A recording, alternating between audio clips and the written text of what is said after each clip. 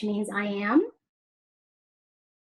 And I want to start back in 1998 when my work sort of started with immigration. All of my work has to do with my cultural identity.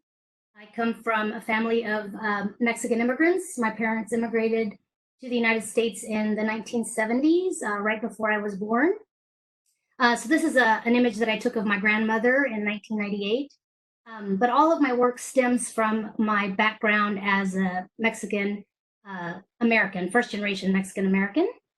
So I'll just quickly go through some of these images. I just put 3 images from each of my series, but this is when I went to Mexico, one of the first times that I went, and took a 4x5 camera with me and started photographing my grandmother and her friends, because I didn't really know my grandmother because my parents were undocumented for many years. So I went to graduate school at the University of North Texas. That's where I got my MFA.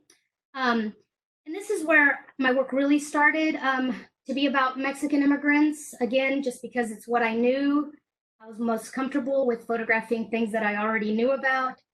So this, the title of this series is From Inside the Home, a Portrait of Mexican Immigrant Women. And these are just some interiors that I did of the homes. They're all 4x5 view camera.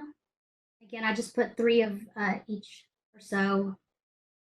And so these homes are, you know, my family's homes. This is my parents' home.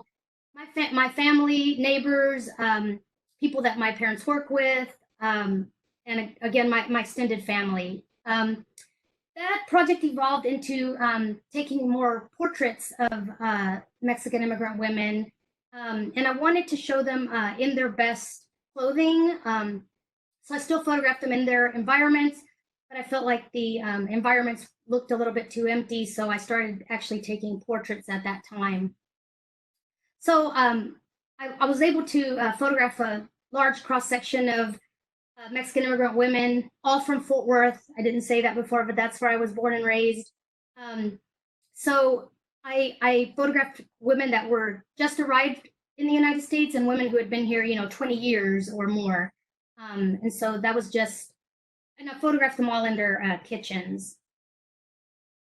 So that was that project. After I graduated with my MFA, I started working with Dreamers, which are the children of undocumented families who come to the United States with their parents, and through no fault of their own are undocumented themselves. Some have been here since they were 3 years old, like this gentleman from Brazil. But I photographed them. At the time, you know, Dreamers were not showing their faces. They were not showing their identity. This was back in 2010. I worked at Collin College as a photography professor, and so I knew a lot of undocumented students, also through LULAC, the League of United Latin American Citizens. And so I knew a lot of undocumented kids, and so I started photographing them without showing their faces in their bedrooms. The work started as 4x5, and then it slowly evolved into more collage-like work, still using the 4x5 images, but then I started scanning them and incorporating maps. I really got into digital collages because I wanted to tell more of a story and not just have the portrait. So I started interviewing the students. You can see there's text. It's hard to read here, but these are 30x40 images. So when they're in the gallery, you can read the text. But I interviewed them, so I had their own words incorporated in their maps of where they're born, but really don't know how to be around that place because some have been here since they were, you know, small kids. That's what this is about. All of these students have since, I mean, this was 10 years ago now. All of these students have since, you know, graduated in 2012. You know, DACA came passed from President Obama. So a lot of these students are on DACA now, so they're here legally for now. This is work that I did while I was under Maryland in one of the courses where I started photographing labor, started focusing more on laborers. This is where I photographed just people's hands and the wages that they make in low wage jobs, such as a dishwasher or a farm laborer, or a maid.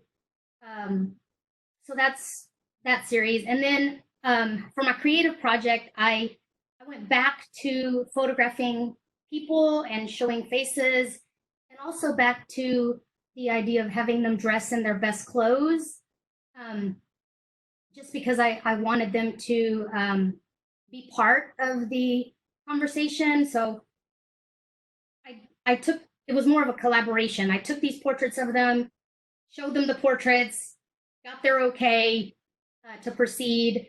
If they didn't like how they looked, I would retake, because I wanted them to be happy with it. I incorporated the maps again. And then I also started, like the image that you see there at the very, very bottom, the repeated image, that's a Lewis Hine image, or part of a Lewis Hine image. So I was referencing documentary photography, and then I call these post-documentary photography, because they tell more of the story. These are also very large images, 30 by 40. Some of them are a little bit smaller. Let's see.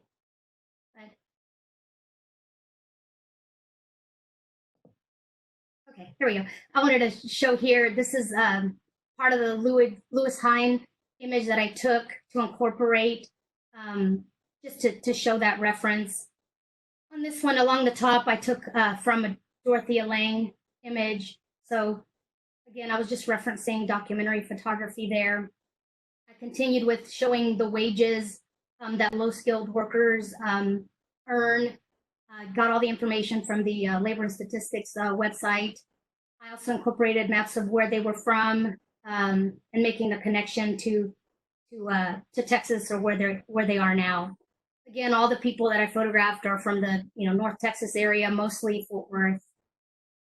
And then those are, all of them are referencing Lewis Hine again, one of my favorite photographers. I was trying to make it look like these posters that Lewis Hine had made. So that's the style of those. That's what I was going for. So the new work, Soy, comes from one day I couldn't sleep, and this idea of I am just popped into my head. The title came to my head before any of the images, but I just, I am always thinking about immigrants and the stories that I hear on the news, and so I just got this idea to make a body of work that is about existing, or I am. So all of the images that are along the top are images that I took in Mexico in 1998. I took my view camera with me when I photographed my grandmother and her friends, and that was the project that I was going for. But at the time, I also took a 35mm camera, and I was just snapping pictures of everything. And for some reason, I remembered that I had these, and I had made prints of them back then, which was, I was graduating from Texas A&M Commerce at the time when I made all the prints. And so I dug them up and I scanned them, and I decided that I wanted to use them in this new work. So this work is about borders, but instead of putting the people in the South, because Mexico is South, obviously, of the United States, I put them up at the top. Partially because their goal is to make it to the United States, to make it up north, but also because I didn't want them to be beneath. I wanted them to be on top. And so all the lines and the white borders that are here have to do with the border. In this one, I have two different trees, one that's more Southern California-y or Mexico-like, and then one that you might find in the United States. Again, all the images on the top are the Mexican laborers. The holes are, you know, the missing pieces, the missing people. Missing people as in the missing people that we never hear from again when they leave their country. Missing pieces as, you know, just from being uprooted and taken to another, you know, being in another country. I just feel like there's a lot of missing pieces, and so that's what that's about. Again, the whole idea of the border and not being able to get across and building walls, that's where these come from. Aquí means here. I try to incorporate a little bit of text, but not too much. And I wanted it to be very, very subtle. You know, again, a road, the journey to get from here to there. The laborers, they, you know, coming to work. That's what this image is about.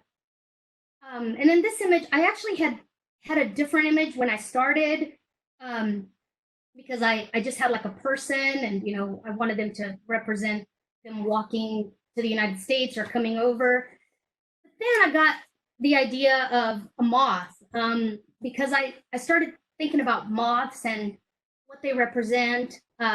You know, they're nocturnal, they're driven to the light, which, you know, demonstrates their determination. They try to get to the light. A lot of them don't make it. And so I like that symbol better than having an actual figure. And that's where that comes from. And that's a desert scene that I took, I don't know, years ago. So all the images I took, and I just, you know, I just started working in my studio and creating.